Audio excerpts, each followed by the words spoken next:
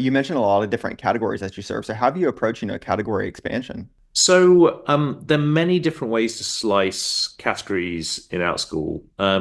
We went broad initially by both subject and age because that gave us the broadest possible surface area to serve our initial audience of homeschoolers.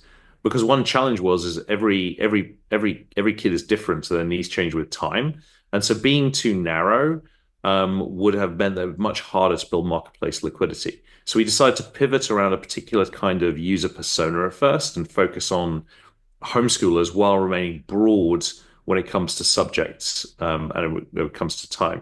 And the decisions about where to focus and where to be broad are critical to marketplaces and a bit counterintuitive compared with other businesses. You can't be too narrow in too many dimensions, otherwise you'll stifle liquidity. So you have to choose where to be broad. And wherever you do choose to be broad, that's where you'll get constant questions from investors or others. Oh, you look not focused. But it's actually important to be broad in certain areas. That's one of the distinctions of operating and starting a marketplace compared to starting a regular business. Wherever it is you design, from a design perspective, you choose to be broad, that's where you're going to get constant question and criticize whether that's the right decision. But it's extremely important to make those decisions. But while we're on the topic, the other thing that's counterintuitive about building marketplaces is usually for most product developments, you focus on creating a really lovable experience and really focus on retention before you put the turn on the gas on growth. You can't do that in a marketplace because liquidity is a core part of your product proposition. The fact that you have supply. So you have to do both in parallel. And you have to both be growing both the supply, the demand, and improving the experience in parallel. And getting to greater scale is a path to getting retention.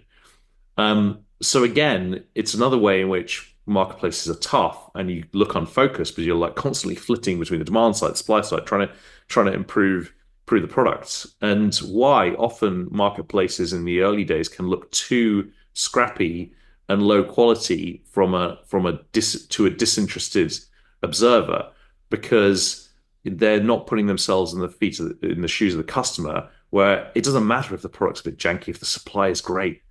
And so again, it's easy to misinterpret or misuse regular startup advice or regular company building advice with marketplaces. Generally, startup building is quite a misunderstood area, even amongst people who are allegedly experienced and close to it, like many investors. Marketplaces are at the next level in terms of complexity.